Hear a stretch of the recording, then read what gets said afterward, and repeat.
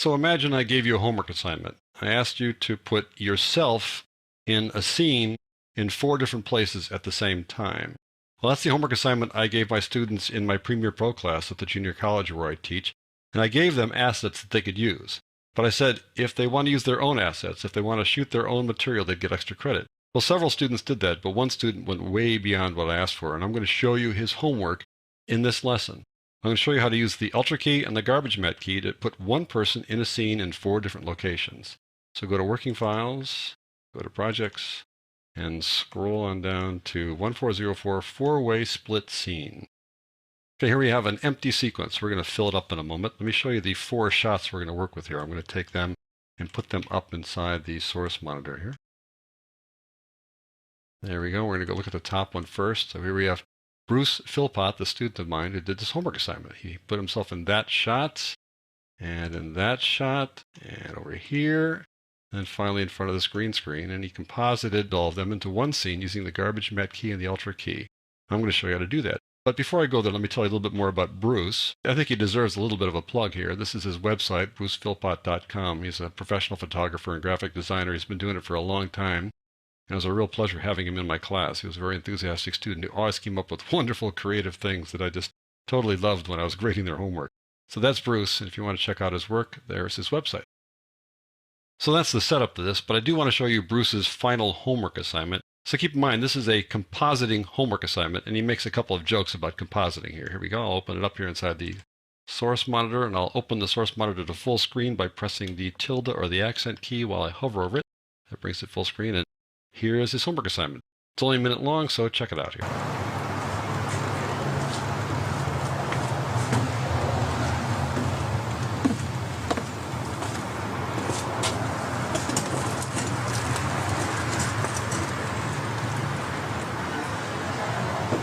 Hey, what's up? The board was going to do the compositing homework. I already did the work in the book. If we film it ourselves, we get extra credit. Okay.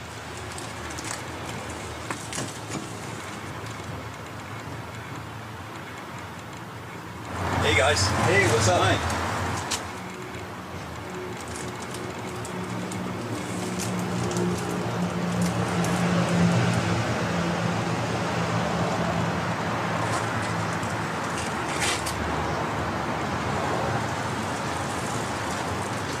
Number 4. What's with the hand truck? It's for heavy compositing. Oh, sorry. How's this, Jeff? It's pretty darn good is how it is. Hope you caught the jokes as they went by there.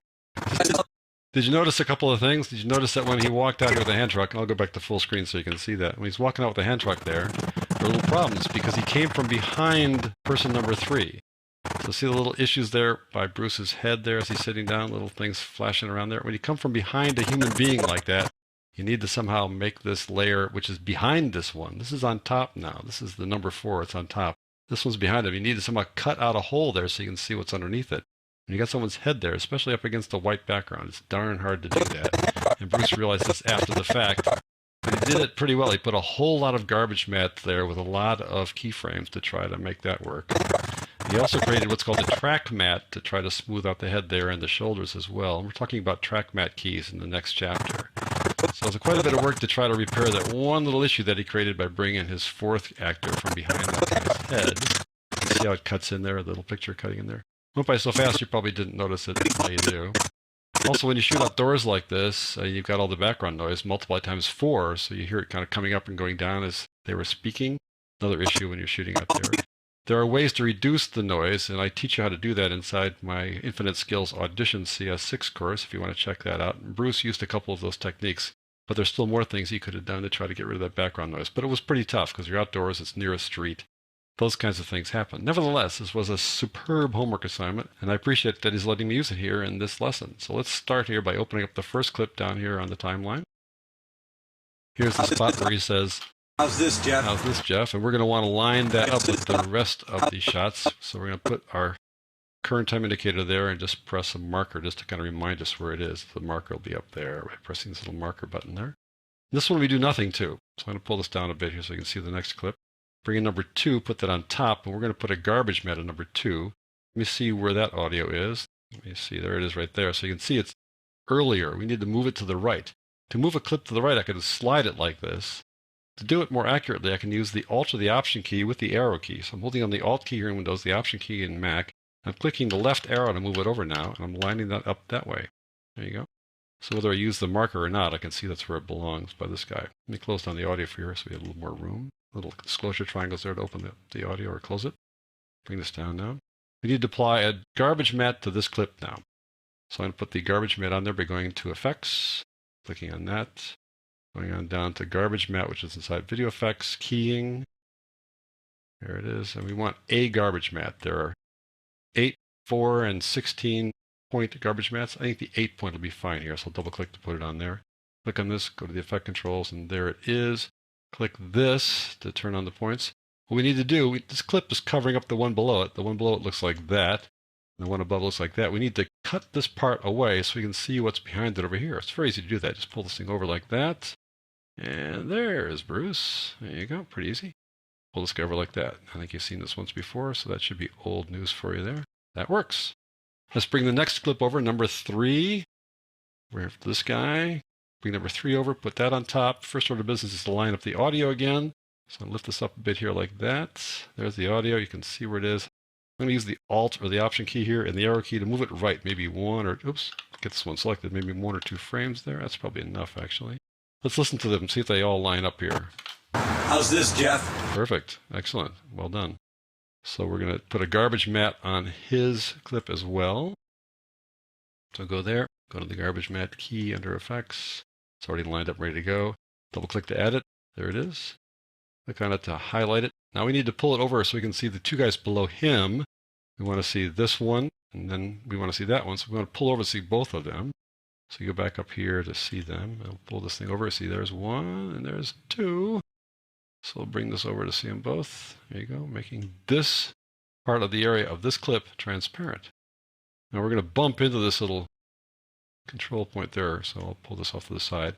When you pull it below like this, then you know for sure you got everything pulled off and you got the whole clip visible. So if you go to maybe 10, 25% or something, depends on your resolution on your computer monitor, then you can see that everything's been pulled off. You got everything showing through that you want and everything clipped off there on the right. Okay, that's good. Now, one more clip to go. Let's go back to number 4. Actually, there were 5 clips, as I mentioned. There was one where the hand truck came out and then one that came in front. So we're finishing off where the one that came in front comes in. This is going to require a green screen, the Alt key, and the garbage mat. So let's drag it over here like this. Let's line up the audio again. So scrolling down here a bit. The audio is kind of over here, it looks like. I'm going to select that. Looks like I need to move over a lot. So, oh, maybe not. Marker's right there. Slide it left, Alt left, and right. There, let's listen to it. Make sure all 4 guys are lined up here. How's this, Jeff? Pretty darn close enough for what we're doing here. Very good. We'll close that up a bit. What we want to do now is put the garbage mat key and the Alt key on there. So the garbage mat key will be immediately accessible. So we'll add that by just double clicking it. And then we'll scroll on down to get the Alt key and direct that on there too. Oh, we got them both on there. First thing I want to do is I want to get Bruce's mouth closed. There we go. First thing I want to do is get rid of the green screen, so we'll close up the 8-point garbage mat for the time being and do the Alt key. We did this before in the previous lesson, so I'll just crash through it here. Click here, find this dark area here, hold on the controller, the command key, click there. You can see it is kind of fuzzy looking. Turn on the alpha channel, because that makes it easier to make the mat work for us. Go through the mat generation process here, 1 step at a time. That's too transparent. We don't want that. We don't want to get those guys in the right transparent. So we want to just make Bruce white and this black. So that didn't help much there. The highlights will help a little bit. There we go. Sooner or later, though, the shadows are going to help us out there in the bottom. But see how the bottom's kind of getting transparent there? We really don't need to worry about that because we're going to put a garbage mat there anyways. But nevertheless, just have good practice. Let's try to get that working there. Adjust the tolerance a bit. That won't help that much. But our good buddy, the pedestal, is going to bring that guy right on down to the bottom there. That looks pretty good. Let's just finish it off by looking at the matte cleanup because there'll probably be a little bit of spill around the edges here. So we switch over to the composite and let's see. Well, actually, it's not bad. It looks pretty darn good. So we'll leave it like that. But notice he's covering up that guy behind him. He didn't quite line up his chair exactly where he wanted to. So we select this, go up to motion like that. Let's move him over so we're not covering up the guy behind him like that. There we go. So you can see I'm pulling the wall with me at the same time. Obviously, we don't want that wall in there. There we go. Looks pretty good. We got the hand truck in his other face there. Maybe we should pull a little bit farther left there. What do you think? I think right about there is a tolerable place for it. We can maybe move a little, maybe right there. I'm not sure. Wherever you want to put it, we're going to cover up someone's face here to a certain degree. All right, now we need to get rid of all that stuff, including the rim of the green screen. See the rim right there? If I turn off the Ultra key, you'll see the rim right there, the edge of the green screen. So we need to get rid of that by clicking the 8-point garbage mat. It's way over here now. Need to get rid of the rim right up there. I could add another point like that, bring it up like that, and bring this other point over to make it a little more exact. And we want to get up to the corner a little bit, get these guys out of the way there. And there we have it. And now I could say we're done, but I want to do one more thing here. I want to add an adjustment layer to this. So we're going to go over here to the project panel and click on this new item icon and go to adjustment layer. Accept the defaults for the size of the sequence. Drag it on top here. And you should know the routine by now if you looked at all the color correction stuff. We've got the adjustment layer selected. We're going to add 2 effects to it, as you would expect if you did that collection of tutorials. We're going to add the Luma curve to it. First, we'll take care of the brightness and contrast. Then we're going to add the fast color corrector to take care of a little bit of a color cast there. So go here. We're going to bring down our good buddy, the reference monitor, which I always use. It's a little big here. Let's shrink it down a bit so it's not too dominant. Switch over to the waveform. You can see we need to bring up the highlights. The shadows are in pretty good shape. So I'm just going to bring up the highlights, leave the shadows pretty much alone here. Bring them up there. We got a fair amount of highlights already right there in that roof, but I want to bring up the highlights here in the front part of the image. Let's add a little bit of contrast, just a touch. There we go. Now we're going to add some warmth to the image by adding a little bit of orange to it. Let's take a look at the vector scope and see how that looks. You can see that it's kind of pulled down toward blue and cyan. Pull it up this way, just a little bit of orange just to warm it up.